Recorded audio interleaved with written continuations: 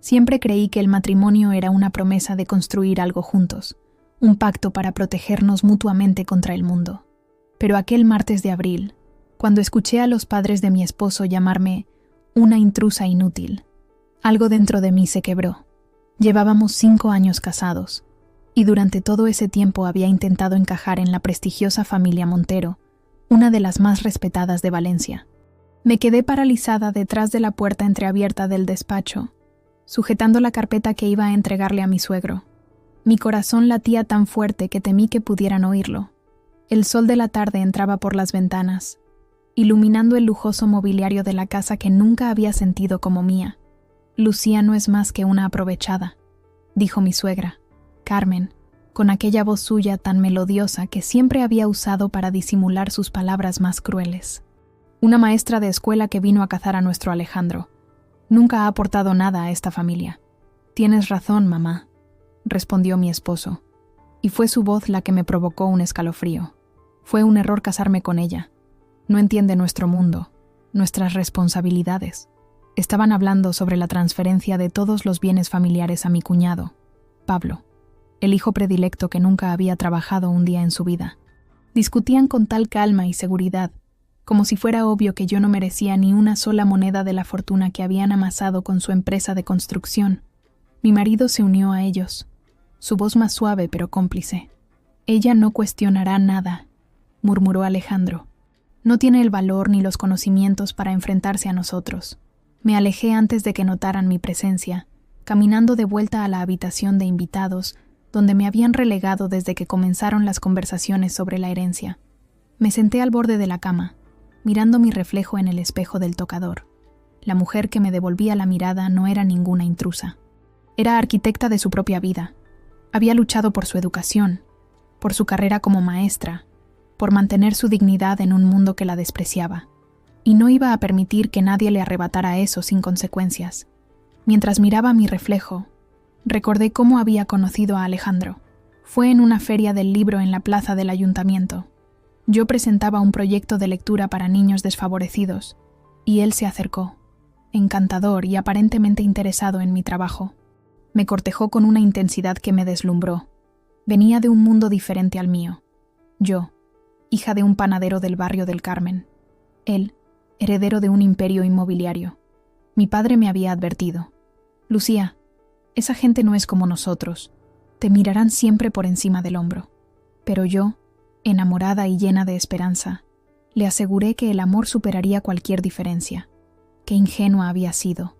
Durante los primeros años, las cosas fueron bien, o eso creía yo. Alejandro parecía orgulloso de mi trabajo con los niños, incluso donó dinero para ampliar la biblioteca de la escuela. Pero poco a poco, las invitaciones a eventos familiares empezaron a escasear. Es solo una cena de negocios, cariño. Te aburrirías, me decía.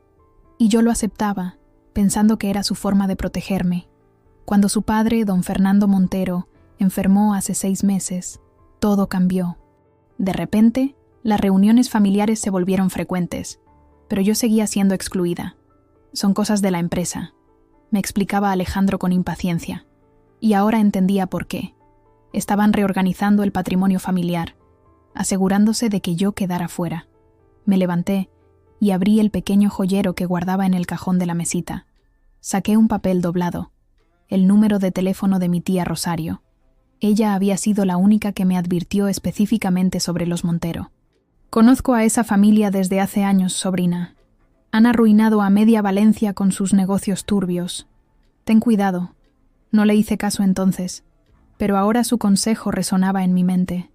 Tía Rosario, con su pequeña gestoría en el centro, conocía los entresijos financieros de muchas familias importantes, y me había ofrecido su ayuda si alguna vez la necesitaba.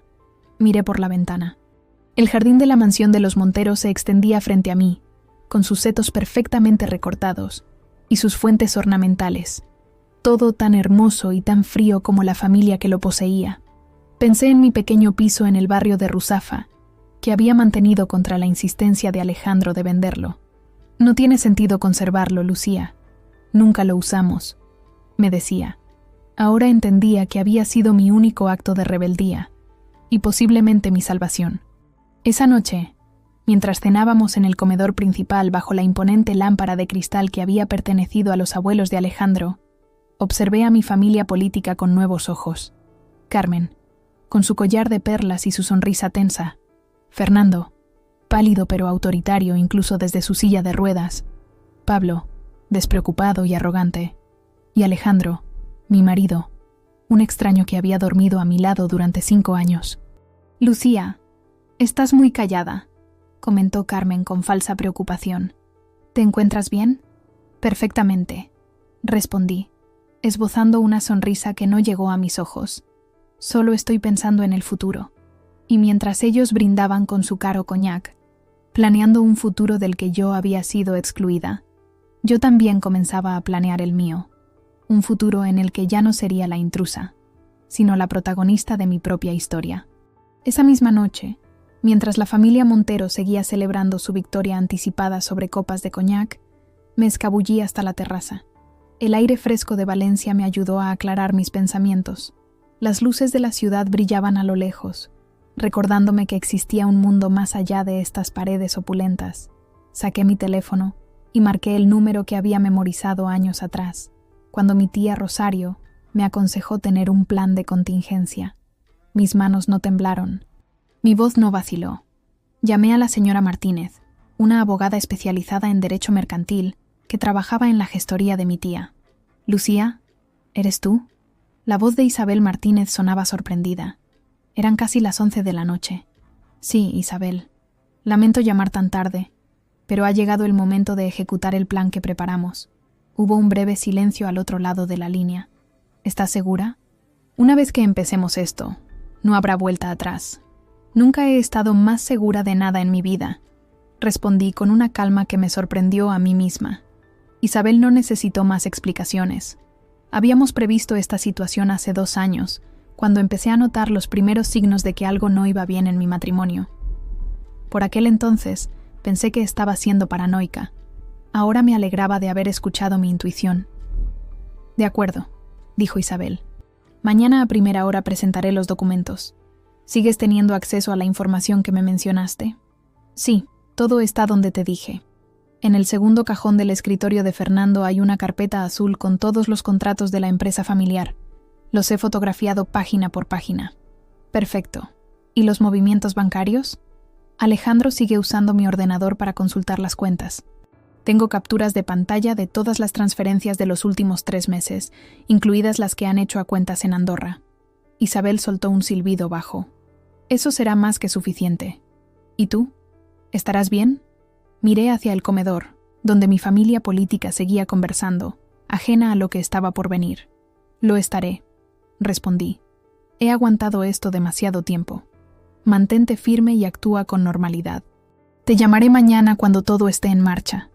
Terminé la llamada con un suspiro profundo, sintiendo que un peso se levantaba de mis hombros.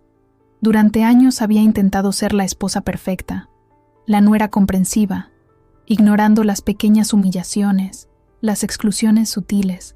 Había renunciado a oportunidades profesionales para adaptarme a las expectativas de los Montero, todo para que ahora me llamaran intrusa. Volví al comedor con una sonrisa serena. Fernando estaba contando, por enésima vez, la historia de cómo había conseguido su primer contrato importante. Y así fue como convencí al alcalde, decía, agitando su copa. Le dije, si no construimos nosotros estos apartamentos, vendrá una empresa de Madrid y se llevará todos los beneficios fuera de Valencia. Firmó esa misma tarde. Todos rieron, celebrando la astucia del patriarca. Todos excepto yo, que sabía que aquella historia ocultaba sobornos y presiones a funcionarios públicos, según los documentos que había encontrado. ¿Verdad que es una historia fascinante, Lucía?, me preguntó Carmen con aquel tono condescendiente que reservaba para mí. Fascinante, respondí, tomando un sorbo de mi agua. No bebía alcohol, otro detalle que la familia Montero consideraba una extrañeza. Pablo continuará ese legado, añadió Fernando, mirando con orgullo a su hijo menor. Tiene el instinto para los negocios. Por supuesto que sí, papá, intervino Alejandro, sin ocultar su resentimiento. Aunque era el mayor, nunca había sido el favorito. Quizás por eso se había casado conmigo, pensé. una pequeña rebelión contra el orden establecido. Me excusé temprano esa noche, alegando un dolor de cabeza. Nadie pareció preocuparse demasiado por mi ausencia. Subí a la habitación de invitados y preparé una pequeña maleta con lo esencial: algo de ropa, mi ordenador portátil y las pocas fotografías personales que tenía en aquella casa.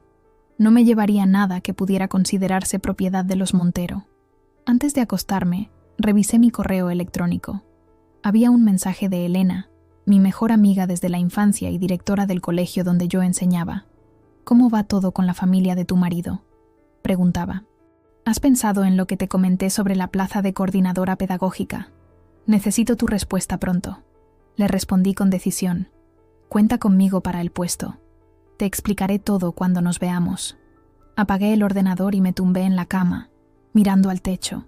Recordé la pequeña Lucía que soñaba con ser maestra, la joven que se enamoró de un hombre de buena familia, la mujer que intentó encajar en un mundo que nunca la aceptaría. Todas esas versiones de mí misma me habían traído hasta aquí, a este momento de claridad y determinación. A la mañana siguiente, Alejandro ya se había marchado cuando me levanté. Me dejó una nota en la cocina. «Reunión urgente con papá y los abogados. No me esperes para comer». Ni siquiera se molestaba ya en firmar con cariño o añadir un «te quiero». Era solo información práctica, como si yo fuera su secretaria. Desayuné tranquilamente, saboreando el café como si fuera el primero después de una larga enfermedad. Carmen apareció en la cocina, sorprendida de encontrarme allí. «Pensé que estarías en la escuela», comentó, sirviéndose una taza. «Es mi día libre», respondí. «Pensaba visitar a mi tía Rosario esta tarde». Carmen asintió distraídamente. Mi familia nunca le había interesado. «Fernando quiere que cenemos todos juntos esta noche. Dice que tiene un anuncio importante que hacer. No me lo perdería por nada del mundo», aseguré con una sonrisa. Pasé la mañana organizando mi pequeño plan. Llamé a Elena para confirmar que aceptaba el puesto de coordinadora pedagógica en el colegio. Contacté con el administrador de mi piso en Ruzafa para asegurarme de que todo estaba en orden. Y finalmente, visité a mi tía Rosario en su gestoría. «Isabel ya ha puesto todo en marcha», me informó mi tía, abrazándome con fuerza. «Esos buitres no saben lo que les espera». «¿Crees que funcionará?», pregunté, un atisbo de duda asomando por primera vez. «Funcionará», afirmó Rosario con convicción. «Fernando Montero lleva años pisoteando a gente como nosotros. Es hora de que alguien le plante cara». Esa tarde, mientras conducía de vuelta a la mansión de los Montero, recibí una llamada de Isabel.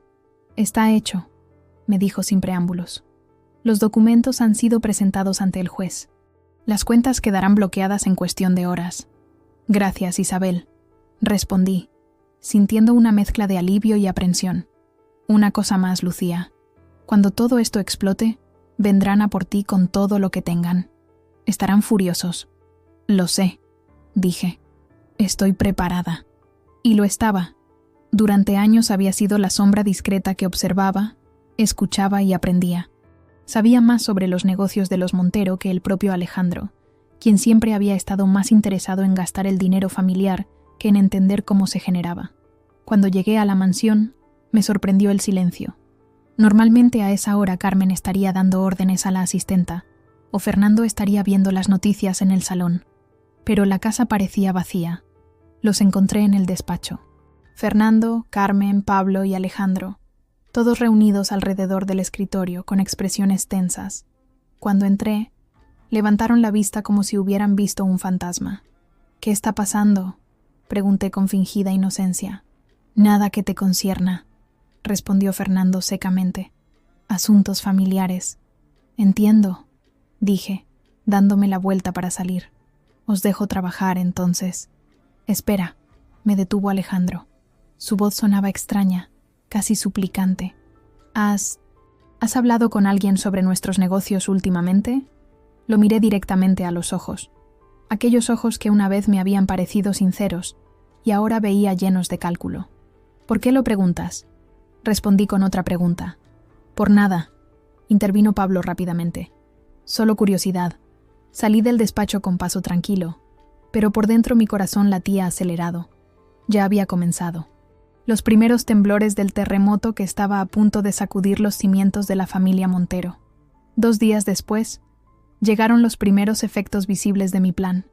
Estaba en el jardín, leyendo un libro bajo la sombra del limonero, cuando Alejandro irrumpió por la puerta trasera. Su rostro normalmente bronceado estaba pálido, y en su mano agitaba un papel con el logotipo del Banco Mediterráneo. «¿Qué demonios es esto?», preguntó, acercándose a mí con pasos temblorosos. Me quité las gafas de sol y lo miré con calma. «Parece una carta del banco, Alejandro. ¿Qué dice? No te hagas la inocente conmigo». Su voz subió de tono. «Han congelado todas nuestras líneas de crédito. Todas. El director dice que hay una investigación por posible fraude fiscal y blanqueo de capitales».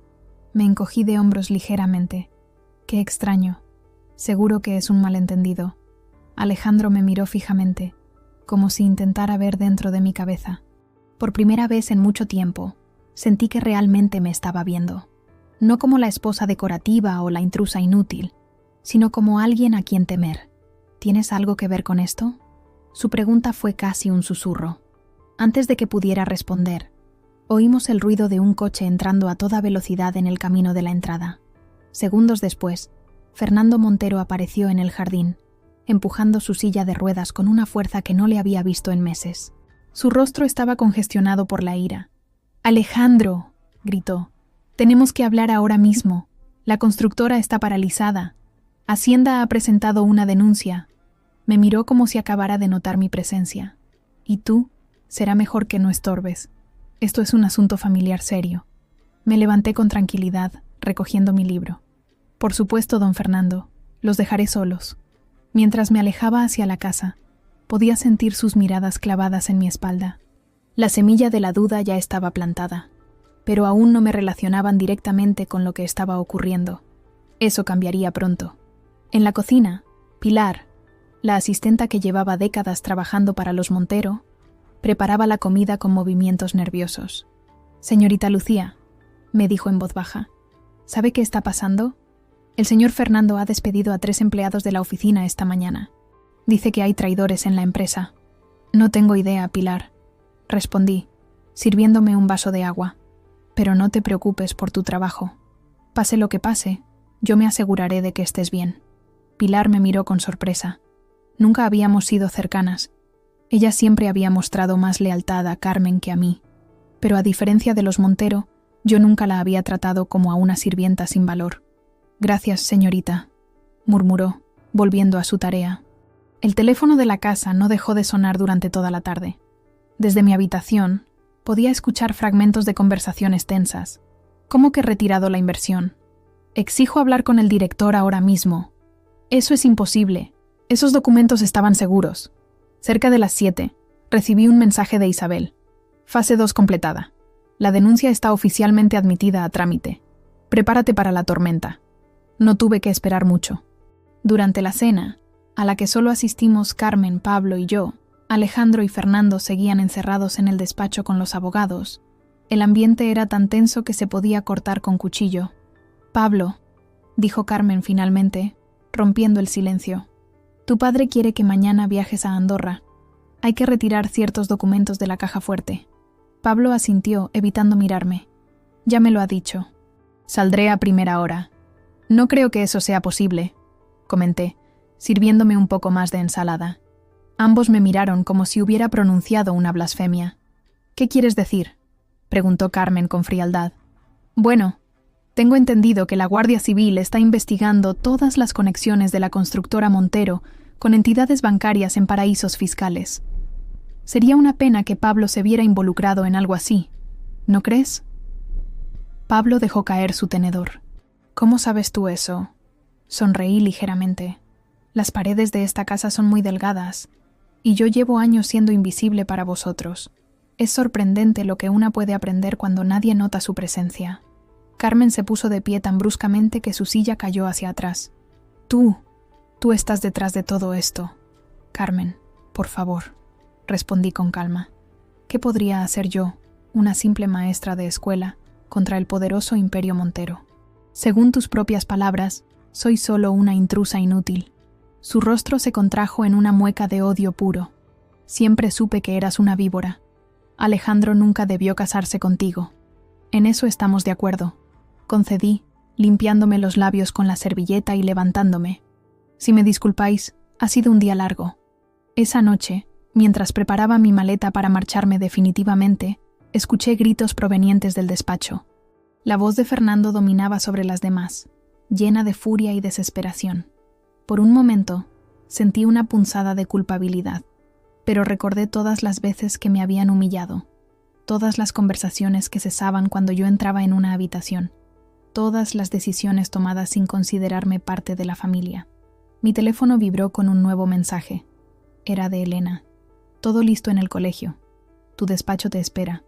¿Cuándo vendrás? Mañana mismo, respondí. Gracias por todo, amiga. La mañana siguiente, amaneció con un cielo despejado, típico de Valencia en primavera. Me levanté temprano, antes que el resto de la familia. Dejé mi maleta junto a la puerta principal y fui a la cocina a prepararme un último café en aquella casa. Pilar ya estaba allí, con ojos enrojecidos como si hubiera llorado. El señor Fernando ha tenido un ataque al corazón anoche, me informó con voz temblorosa. La señora Carmen lo ha llevado al hospital hace una hora. Sentí un nudo en el estómago. ¿Es grave? No lo sé, señorita, pero la señora parecía muy alterada. Asentí, procesando la información. No había deseado causar daño físico a nadie, solo justicia, pero sabía que Fernando, con su orgullo y su temperamento, no soportaría ver derrumbarse todo lo que había construido. Pilar, dije, tomándole las manos, aquí tienes mi número de teléfono. Si necesitas algo, lo que sea, llámame. Y si en algún momento quieres dejar de trabajar para esta familia, tengo contactos que pueden ayudarte a encontrar algo mejor. La mujer me miró confundida pero agradecida. Gracias, señorita Lucía. Es usted muy diferente a ellos. Eso espero, respondí con sinceridad. Estaba terminando mi café cuando Alejandro apareció en la cocina. Tenía el aspecto de alguien que no ha dormido en días. Ojos enrojecidos, barba incipiente, camisa arrugada. Se detuvo al verme, como si no esperara encontrarme allí. Mi padre está en el hospital, dijo con voz ronca. Lo sé, lo siento. Se acercó lentamente y se sentó frente a mí. Por primera vez desde que lo conocía, parecía completamente derrotado. ¿Por qué, Lucía? ¿Por qué has hecho esto? Lo miré, sorprendida de que finalmente admitiera mi papel en lo que estaba ocurriendo. ¿De verdad necesitas preguntarlo, Alejandro? Os escuché. A ti, a tu padre, a tu madre. Una intrusa inútil, así me llamasteis, planeando desheredarme, tratándome como a una estúpida que no se daría cuenta. Era solo una conversación, intentó justificarse. Las cosas se dicen en caliente, no significan nada. Para mí significaron todo, respondí. Confirmaron lo que llevaba años sospechando, que nunca fui realmente parte de esta familia. ¿Y tu solución es destruirnos? ¿Sabes lo que has hecho? La empresa está al borde de la quiebra. Hay una investigación penal en marcha. Mi padre podría ir a la cárcel. Tu padre debería haber pensado en eso antes de defraudar a Hacienda durante años, antes de sobornar a funcionarios, antes de amenazar a competidores. Todo eso está documentado, Alejandro. Yo solo puse esa información en las manos adecuadas. Alejandro me miró como si me viera por primera vez. No te reconozco, Lucía. ¿Quién eres? Soy la misma de siempre, respondí con serenidad. La diferencia es que ahora me estás viendo realmente. Me levanté y lavé mi taza. Me voy, Alejandro.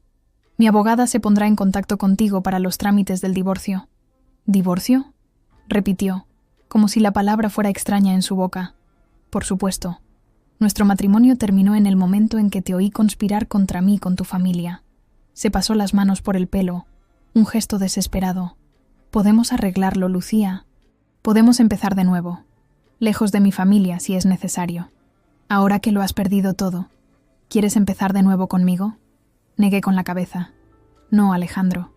Es demasiado tarde. Mientras recogía mi maleta en el vestíbulo, Pablo bajaba las escaleras. Se detuvo al verme, su rostro una máscara de ira contenida. Espero que estés satisfecha, escupió. Has destruido a esta familia. No, Pablo. Vosotros os destruisteis solos, con vuestra avaricia y vuestra arrogancia. Yo solo he sido el catalizador. Salí de la casa sin mirar atrás, sintiendo el sol en mi rostro como una bendición. El taxi que había llamado me esperaba en la entrada. Le di la dirección de mi piso en Ruzafa, aquel pequeño refugio que había mantenido todos estos años, como si una parte de mí siempre hubiera sabido que este día llegaría. Mientras el coche se alejaba por la avenida bordeada de palmeras, mi teléfono sonó. Era Isabel. «¿Cómo estás?», preguntó sin preámbulos. «Libre», respondí, y por primera vez en mucho tiempo, sentí que era completamente cierto. Una semana después de mi partida, Valencia ya no era la misma para mí. Las calles del centro histórico, que siempre me habían parecido acogedoras, ahora tenían un aire distinto, como si la ciudad entera hubiera cambiado junto conmigo. Me había instalado en mi pequeño piso de Ruzafa, redescubriendo rincones que había olvidado y disfrutando de una libertad que me había sido negada durante años. El colegio donde trabajaba se convirtió en mi refugio. Elena me había recibido con los brazos abiertos, sin hacer demasiadas preguntas. «Cuando quieras hablar, aquí estoy», me había dicho simplemente. Los niños, con su sinceridad desarmante, fueron el mejor antídoto contra la culpa que a veces me asaltaba por las noches. «Maestra Lucía, ¿por qué tiene los ojos tristes?», me preguntó Martina, una de mis alumnas de segundo, mientras coloreábamos en clase. «A veces los adultos también nos ponemos tristes, Martina», le respondí con una sonrisa. «Pero se pasa, como las nubes en un día de viento. Mi abuela dice que cuando está triste, come chocolate», afirmó la niña con convicción, ofreciéndome un trozo arrugado de su merienda. Acepté el chocolate, conmovida por aquel pequeño gesto de generosidad infantil. Si tan solo las relaciones adultas fueran tan sencillas, pensé. La llamada de Isabel llegó cuando estaba corrigiendo exámenes en mi despacho. El sol de la tarde entraba por la ventana, iluminando los dibujos que los niños me habían regalado y que ahora decoraban las paredes. «Lucía, tienes que prepararte», me dijo sin rodeos. «Los Montero están contra las cuerdas. Fernando sigue hospitalizado, pero ha ordenado a sus abogados que contraataquen con todo lo que tienen». «¿Qué significa eso exactamente?», pregunté, dejando el bolígrafo rojo sobre la mesa. «Significa que intentarán destruir tu reputación. Ya han presentado una denuncia por supuesto robo de información confidencial. Y algo más grave. Están insinuando que tú y yo teníamos una relación personal que usaste para manipularme». Cerré los ojos, sintiendo una oleada de náuseas. Era típico de los Montero. Cuando no podían ganar limpiamente, ensuciaban el terreno de juego. ¿Debería preocuparme? No por la parte legal, me aseguró Isabel. Todos los documentos que utilizamos los conseguiste legítimamente como esposa de Alejandro. Pero lo personal, ya sabes cómo es esta ciudad. Los rumores vuelan. Ya había experimentado algunos indicios. Esa misma mañana, la madre de uno de mis alumnos me había mirado de forma extraña en la puerta del colegio. Y el dueño de la panadería de la esquina, que siempre había sido amable, de repente parecía incómodo en mi presencia. «Puedo soportarlo», dije con más convicción de la que sentía. «¿Cómo va el caso?». Hacienda ha ampliado la investigación. Han encontrado irregularidades en casi todos los proyectos importantes de los últimos 5 años. Es solo cuestión de tiempo. Después de colgar, me quedé mirando por la ventana.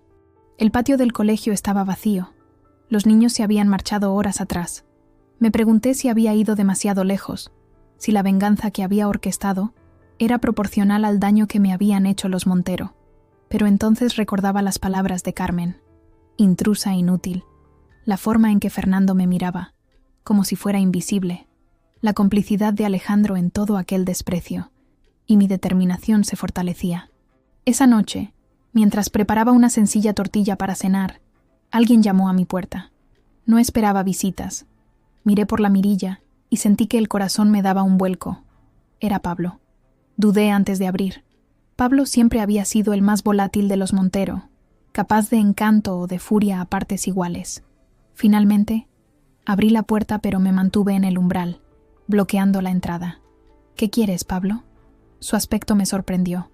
El elegante y siempre impecable hijo menor de los Montero parecía haber envejecido años en una semana.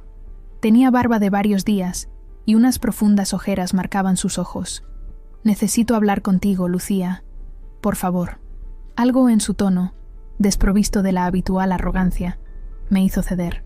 Le permití entrar, pero mantuve la distancia. «Habla», dije secamente. Pablo miró alrededor, tomando nota de mi modesto apartamento. «Así que aquí es donde vivías antes». «Es acogedor. No has venido a evaluar mi decoración, supongo». Se pasó una mano por el pelo, un gesto que me recordó a Alejandro. «Mi padre ha tenido otro ataque al corazón. Los médicos dicen que necesita una operación urgente». Sentí una punzada de culpabilidad, pero me mantuve firme. «Lo siento por él, pero no veo qué tiene que ver conmigo». «Todo tiene que ver contigo ahora, Lucía». Su voz se quebró ligeramente. «La empresa está paralizada, las cuentas bloqueadas. No podemos pagar la operación privada que necesita». «¿La seguridad social no cubre eso?» Pablo soltó una risa amarga. «Mi padre siempre se ha negado a ir a un hospital público. Dice que son para la plebe. Ese es el problema de tu padre, no el mío». Se acercó a mí, sus ojos suplicantes. «Por favor, Lucía, sé que nos lo merecemos. Sé que te tratamos mal, pero es la vida de mi padre la que está en juego». Lo miré, buscando signos de manipulación, pero solo vi desesperación genuina. «¿Qué quieres exactamente de mí, Pablo? Ayúdanos a desbloquear aunque sea una cuenta. Solo lo suficiente para la operación. Después puedes seguir con lo que sea que estés haciendo». Negué con la cabeza. «No funciona así. Una vez que Hacienda interviene, yo no puedo hacer nada». «¡Maldita sea, Lucía!». Su desesperación se transformó en ira. «Tú empezaste esto. Tú puedes pararlo». «Yo no empecé nada», respondí con calma. «Yo solo expuse lo que vosotros habíais estado haciendo durante años. Si hubierais pagado vuestros impuestos como todo el mundo, si no hubierais sobornado a funcionarios, si no hubierais tratado de excluirme del patrimonio familiar, no estaríamos teniendo esta conversación». Pablo se dejó caer en mi sofá, derrotado. «Alejandro está destruido. Nunca lo había visto así, ni siquiera cuando murió nuestra abuela. ¿Y cómo esperabas que reaccionara? ¿Que siguiera como si nada después de traicionarme? Él te quiere, Lucía». Pablo levantó la mirada. «A su manera, pero te quiere». Aquellas palabras me dolieron más de lo que esperaba. Su manera de querer no es suficiente para mí. Nos quedamos en silencio durante unos minutos. Finalmente, Pablo se levantó. «¿Entonces no hay nada que puedas hacer?» «Sí hay algo», respondí. «Dile a tu padre que acepte ir a un hospital público. Son excelentes profesionales». Pablo se dirigió a la puerta, pero antes de salir se volvió hacia mí. «¿Sabes qué es lo peor de todo esto? Que creo que tenías razón. Nunca te valoramos como merecías». Cuando se marchó, me quedé mirando la puerta cerrada durante mucho tiempo. Las palabras de Pablo resonaban en mi cabeza. Por un momento, casi sentí lástima por los Montero. Casi. 3 días después, recibí la visita que había estado esperando desde mi partida. Estaba preparando las clases de la semana siguiente cuando sonó el timbre. Esta vez, era Alejandro quien esperaba al otro lado de la puerta. Mi exmarido parecía un fantasma de sí mismo. Delgado, pálido, con una expresión de derrota que nunca había visto en él. El hombre guapo y seguro que me había deslumbrado años atrás se había desvanecido. «Lucía», dijo simplemente, como si mi nombre contuviera todas las palabras que no podía pronunciar. «Pasa», le dije, sorprendiéndome a mí misma. No había planeado ser amable con él. Alejandro entró con cautela, como si temiera que el suelo fuera a abrirse bajo sus pies. Recorrió el apartamento con la mirada, deteniéndose en los pequeños detalles, los libros apilados junto al sofá, las plantas en el alféizar, las fotografías de mi familia. Nunca había estado allí antes. Siempre se había negado a visitar lo que él llamaba ese piso diminuto. «¿Cómo estás?», preguntó finalmente. «Mejor de lo que esperaba», respondí con honestidad. «¿Y tú?». «Destrozado», admitió sin rodeos. «Todo se ha desmoronado, Lucía. La empresa, mi familia, todo». Nos sentamos en la pequeña mesa de la cocina, como 2 extraños que intentan recordar cómo ser familiares. «Mi padre ha tenido que someterse a una operación a corazón abierto», continuó. «En el Hospital La Fe, un hospital público». Sonrió irónicamente. «Resulta que son bastante buenos. Me alegro de que esté recibiendo atención médica». Alejandro me miró directamente a los ojos por primera vez. «¿Por qué, Lucía? ¿Por qué no me dijiste lo que sabías? Podríamos haberlo arreglado juntos». «¿De verdad crees eso?». Después de lo que te oí decir sobre mí, después de años siendo tratada como una intrusa por tu familia, cometí errores, admitió. Muchos, pero nunca quise hacerte daño. No hacer daño no es lo mismo que amar, Alejandro. Y yo necesitaba ser amada, no simplemente tolerada. Se frotó los ojos, cansado. Pablo me dijo que vino a verte, que te pidió ayuda para la operación de papá. Así es. Yo no le pedí que lo hiciera. Solo quiero que lo sepas. Te creo. Nos quedamos en silencio de nuevo. A través de la ventana abierta llegaba el sonido de la calle. Risas, conversaciones. La vida continuando a pesar de nuestro pequeño drama. Estamos arruinados, Lucía, dijo finalmente Alejandro. La fiscalía ha congelado todos nuestros bienes. Mamá ha tenido que mudarse con mi tía. Pablo está buscando trabajo, por primera vez en su vida. No respondí. No había satisfacción en escuchar aquello, solo una extraña sensación de vacío. No vengo a pedirte que pares lo que has puesto en marcha, continuó. Sé que es imposible, y probablemente nos lo merecemos.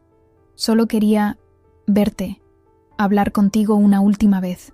¿Una última vez? Me voy a Sudamérica. Un amigo tiene un negocio en Chile y me ha ofrecido trabajo. No es gran cosa, pero es una oportunidad de empezar de nuevo. Lejos de todo esto. Sentí una emoción inesperada al escuchar aquello. ¿Tristeza? ¿Alivio? No podía identificarla. Espero que te vaya bien, dije finalmente. Alejandro sonrió tristemente. Siempre fuiste mejor persona que todos nosotros, Lucía. Incluso ahora, después de todo lo que ha pasado. Se levantó para marcharse. En la puerta, se volvió una última vez. Te pido perdón, por todo. Sé que no es suficiente, pero es lo único que puedo ofrecerte ahora. Cuando cerró la puerta tras él, me quedé inmóvil en la cocina. Había imaginado este momento tantas veces, los Montero derrotados, suplicando mi perdón. Pero la realidad era diferente. No había triunfo, solo un extraño vacío que no había anticipado. Al día siguiente de la visita de Alejandro, recibí una llamada de Isabel. Su voz sonaba tensa, profesional, como si estuviera midiendo cada palabra. Tenemos un problema, Lucía, o quizás una oportunidad. Depende de cómo lo mires. Me acomodé en el pequeño balcón de mi piso, observando la actividad de la plaza de abajo. El mercado de Ruzafa bullía de actividad, ajeno a mis dilemas personales. ¿Qué ocurre? Los abogados de Fernando Montero han solicitado una reunión. Quieren negociar. Sentí una mezcla de sorpresa e incredulidad. ¿Negociar? Después de presentar una denuncia contra mí, han retirado la denuncia esta mañana, explicó Isabel. Parece que por fin han entendido la gravedad de su situación.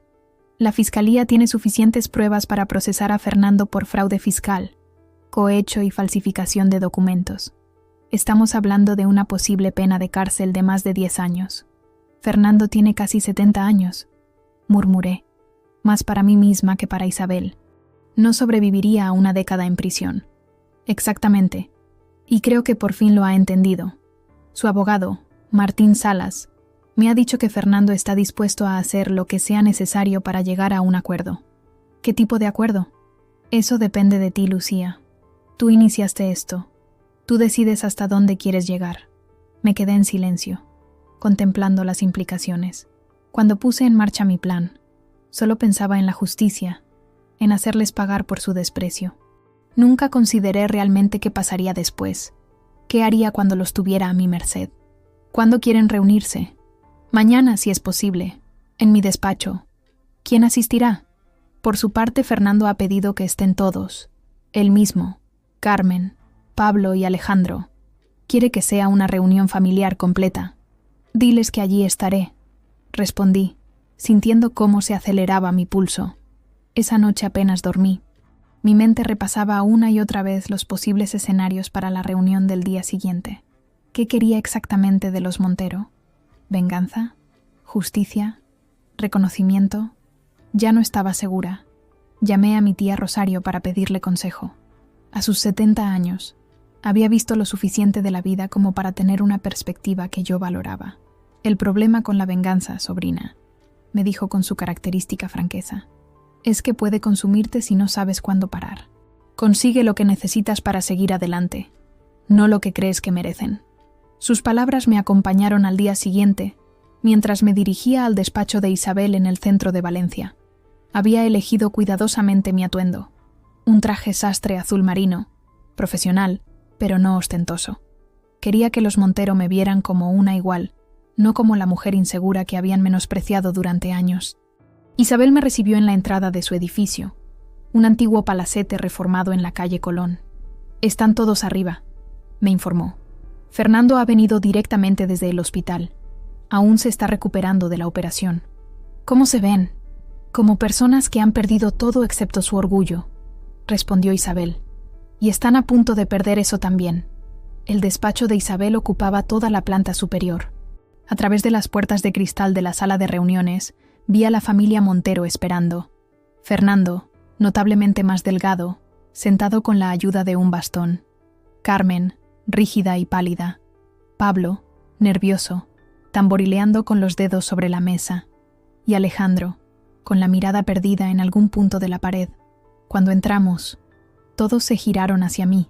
Sus expresiones iban desde el resentimiento apenas contenido de Carmen hasta la resignación de Alejandro. Fernando intentó levantarse, pero el esfuerzo parecía demasiado para él. «Gracias por venir, Lucía», dijo el patriarca con voz débil pero digna. Me senté frente a ellos, con Isabel a mi lado. El contraste no podía ser mayor. Ellos, la otrora poderosa familia Montero, ahora abatidos y desesperados. Nosotras, seguras y en control. «Ustedes solicitaron esta reunión», comenzó Isabel. «Les escuchamos». Fernando miró a su abogado, quien asintió levemente antes de hablar. «La familia Montero reconoce que se han cometido irregularidades en la gestión de sus empresas», comenzó Martín Salas con cautela. «Mi cliente está dispuesto a regularizar su situación con Hacienda, pagando todas las cantidades debidas más las correspondientes sanciones». Isabel sonrió con frialdad. «Eso ya no es suficiente, señor Salas. La investigación ha pasado del ámbito administrativo al penal. No estamos hablando solo de deudas fiscales, sino de delitos que conllevan penas de prisión». «¿Qué quieren exactamente?», interrumpió Carmen, incapaz de contenerse. «¿Dinero? ¿Es eso? ¿Cuánto?» «Carmen, por favor», intervino Fernando, colocando una mano temblorosa sobre la de su esposa. Luego me miró directamente. «Lucía, hemos cometido errores. Te hemos tratado injustamente. Te pido disculpas por ello». Sus palabras sonaban ensayadas, faltas de sinceridad. No era el reconocimiento que había esperado, sino una estrategia desesperada. «No estoy interesada en disculpas vacías, don Fernando», respondí con calma. «Ni tampoco en su dinero». «¿Entonces qué quieres?», preguntó Pablo exasperado. «¿Vernos en la cárcel? ¿Destruidos?». Miré a cada uno de ellos detenidamente antes de responder. Estos eran los Montero, la familia que me había hecho sentir insignificante durante años, y ahora estaban a mi merced. «Lo que quiero», dije finalmente, «es que entiendan lo que significa ser tratado como una persona sin valor, lo que significa que te excluyan, que te menosprecien, que hablen de ti como si no fueras nada». «Te entendemos», murmuró Alejandro. «Créeme, lo entendemos ahora». «No, no lo entienden», repliqué.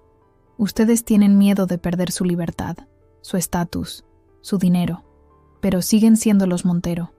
Yo perdí mi dignidad, mi autoestima, años de mi vida intentando pertenecer a una familia que nunca me vio como parte de ella». Un silencio pesado siguió a mis palabras. Fernando parecía haber envejecido otros 10 años en los últimos minutos. «¿Qué podemos hacer?», preguntó finalmente derrotado. «Dinos qué podemos hacer para resolver esto». Isabel me miró, esperando mi señal. Habíamos discutido varias opciones antes de la reunión, pero la decisión final era mía. «Quiero 3 cosas», dije con voz clara. Primero, una declaración firmada reconociendo que intentaron excluirme ilegalmente del patrimonio familiar al que tengo derecho como esposa de Alejandro. Fernando asintió lentamente. «Eso puede hacerse». Segundo, quiero que la Fundación Montero done 5 millones de euros al programa de becas para niños desfavorecidos que coordino en mi escuela. «¡5 millones!», exclamó Carmen. «Eso es absurdo. Es menos de lo que han defraudado a Hacienda en los últimos 2 años», respondió Isabel con frialdad. Fernando levantó una mano para silenciar las protestas de su esposa. «¿Y la tercera condición?», miré directamente a mi todavía marido. Quiero un divorcio rápido y justo, sin trucos, sin intentar ocultar bienes, sin batallas legales interminables. Alejandro sostuvo mi mirada durante unos segundos antes de asentir. Me parece justo. Si aceptan estas condiciones, continuó Isabel, podemos intentar negociar con la Fiscalía. No puedo prometer que evitaremos completamente las consecuencias penales, pero podríamos conseguir una reducción significativa de las penas. Fernando miró a su abogado, quien asintió imperceptiblemente. Aceptamos tus condiciones, Lucía. Carmen parecía a punto de protestar, pero una mirada severa de su marido la detuvo. Pablo se limitó a mirar por la ventana, evitando el contacto visual con todos los presentes. Alejandro simplemente asintió, resignado. Isabel preparará los documentos, dije, levantándome. Los firmaremos mañana. Me dirigí hacia la puerta, pero antes de salir, me volví hacia ellos una última vez. Una cosa más. Nunca fui una intrusa en su familia. Ustedes fueron intrusos en mi vida. Salí de la sala con la cabeza alta, sintiendo que un peso se levantaba de mis hombros. No era el triunfo que había imaginado. No había satisfacción en ver a los Montero derrotados. Solo un extraño sentimiento de liberación, como si finalmente pudiera respirar después de años de asfixia. En el ascensor, Isabel me miró con una mezcla de admiración y preocupación. ¿Estás bien? Sí, respondí, sorprendida de que fuera cierto. Estoy bien. Has sido muy generosa, comentó. Podrías haber pedido mucho más. No quiero nada de ellos, dije con sinceridad. Solo quiero seguir adelante. Cuando salimos a la calle, el sol de Valencia brillaba con fuerza. Me detuve un momento, dejando que la luz cálida bañara mi rostro. ¿Qué harás ahora?, preguntó Isabel. Sonreí, pensando en todas las posibilidades que se abrían ante mí. Vivir mi vida, la que debería haber vivido siempre. Esa noche, sentada en mi pequeño balcón con una copa de vino, observé cómo la ciudad se preparaba para la noche. Las luces de los apartamentos se encendían una a una, familias reuniéndose para cenar, amigos saliendo a disfrutar de la noche valenciana. Mi teléfono vibró con un mensaje de Elena. ¿Cómo ha ido todo? ¿Necesitas compañía? Ha ido bien, respondí. Pero esta noche prefiero estar sola. Mañana te cuento todo. Necesitaba este momento para mí misma, para procesar lo que había ocurrido, para decidir qué tipo de persona quería ser después de todo esto. La venganza había sido dulce, pero también agotadora.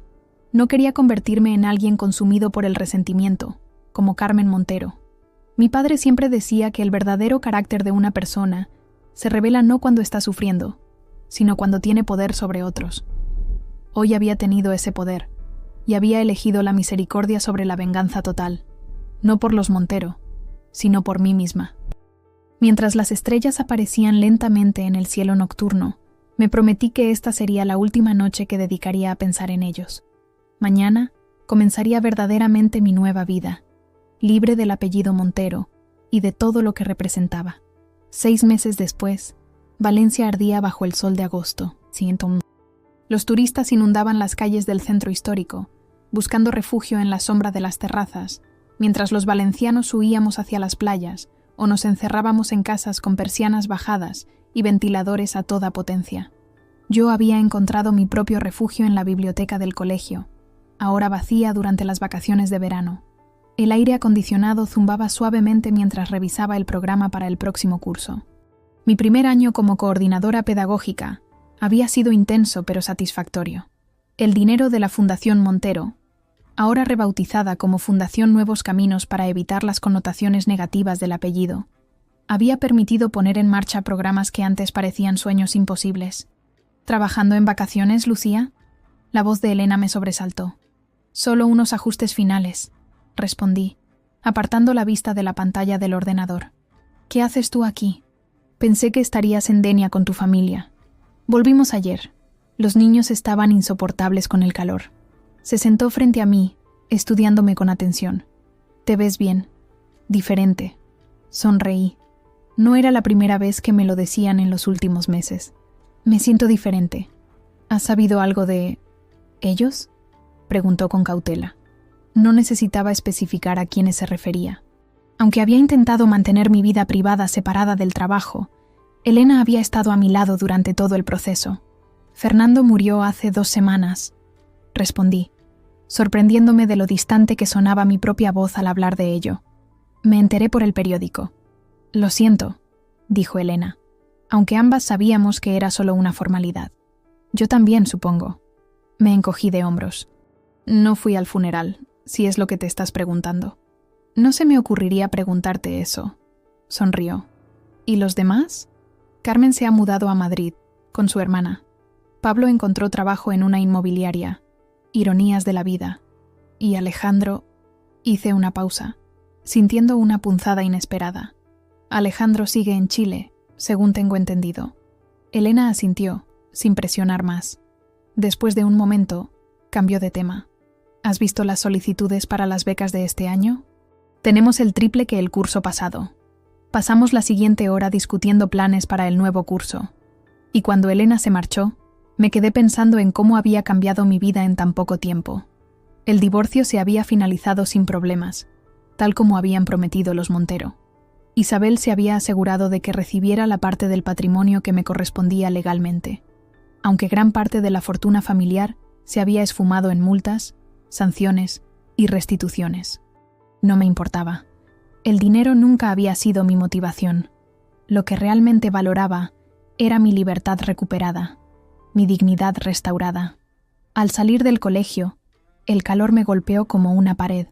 Decidí caminar hasta mi apartamento en lugar de tomar el autobús. Había reformado el piso con parte del dinero del acuerdo. Nuevas ventanas, aire acondicionado, una cocina más amplia. Seguía siendo un lugar modesto, pero ahora era verdaderamente mío, decorado a mi gusto, sin la sombra de los Montero. Pasé por la plaza del ayuntamiento, donde los trabajadores montaban ya las estructuras para las próximas fallas.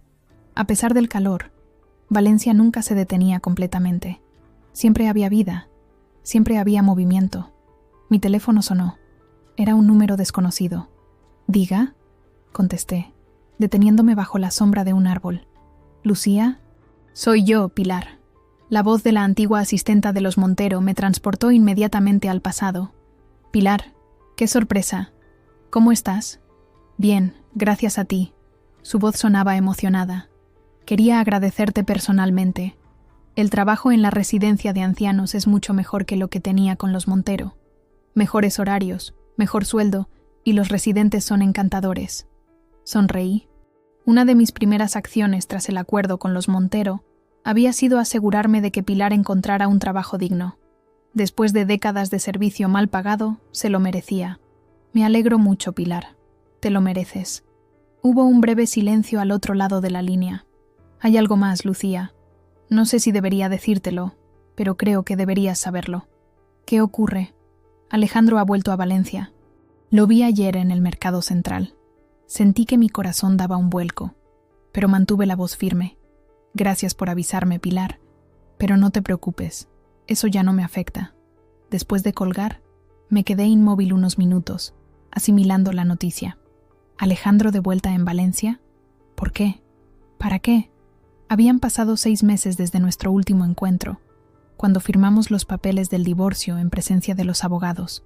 Había sido un momento frío, formal, sin espacio para emociones.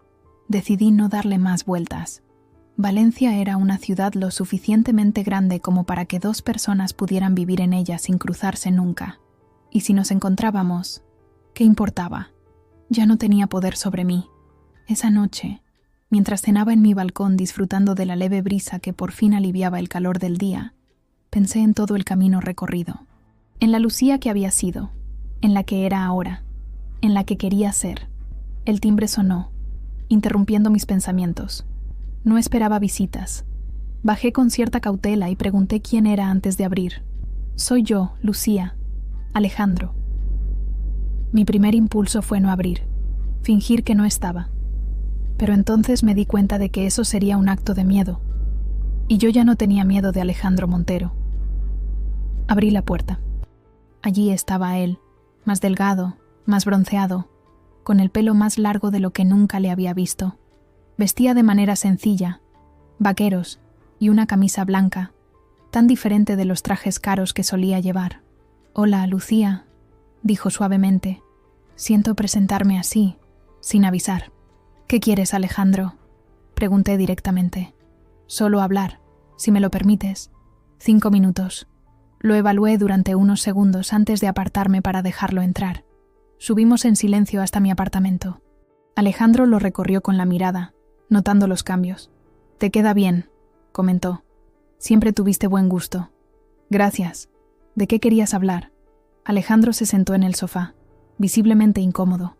Supe lo de mi padre. Lamento no haber podido llegar a tiempo para el funeral. No habría tenido sentido que estuvieras allí. Respondí. Hacía meses que no os hablabais. Lo sé. Suspiró profundamente. He venido para poner en orden los últimos asuntos pendientes antes de regresar a Chile definitivamente.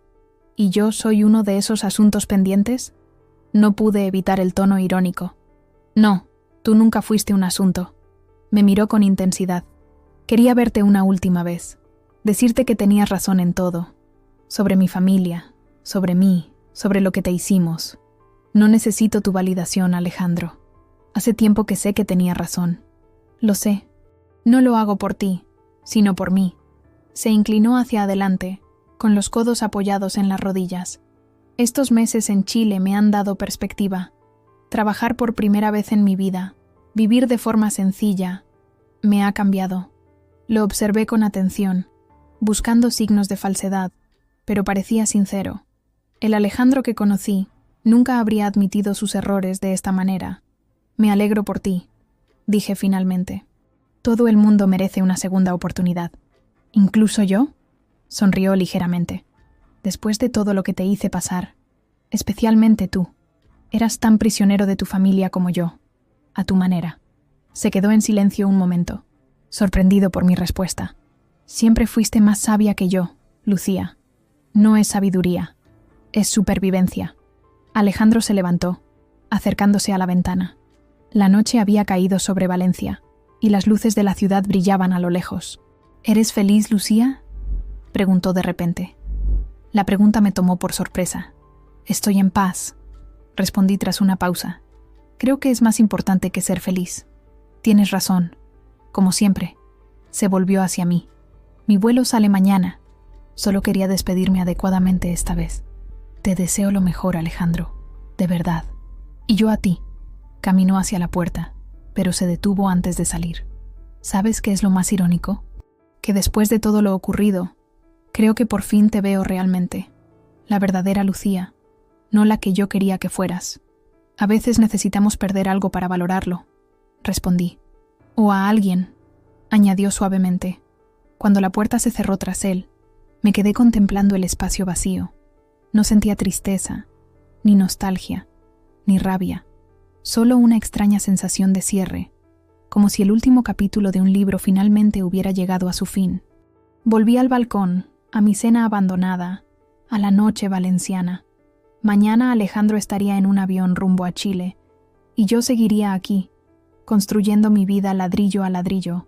Ya no era la esposa de Alejandro Montero, ni la nuera de Fernando y Carmen, ni la cuñada de Pablo. Era simplemente Lucía Ferrer, maestra y coordinadora pedagógica, hija de un panadero del Carmen, sobrina de Rosario la gestora, amiga de Elena. Y era suficiente, más que suficiente. Mientras terminaba mi cena bajo las estrellas, recordé las palabras que mi padre solía decirme cuando era niña. Lucía, la libertad no es poder hacer lo que quieras, sino no tener que hacer lo que no quieres. Por fin entendía completamente lo que significaban. Había reclamado mi libertad, no con venganza o con odio, sino con la simple determinación de ser yo misma, sin disculpas, sin concesiones. El viento suave de la noche mediterránea acarició mi rostro como una promesa. El futuro se extendía ante mí, lleno de posibilidades, de caminos por explorar, de historias por escribir. Mi historia, por fin. Y mientras Valencia dormía bajo el manto estrellado de agosto, yo respiraba profundamente, saboreando cada inhalación como si fuera la primera en mucho tiempo. Ya no era una intrusa en mi propia vida. Era la protagonista, la narradora, la heroína de mi propio cuento. Un cuento que apenas comenzaba.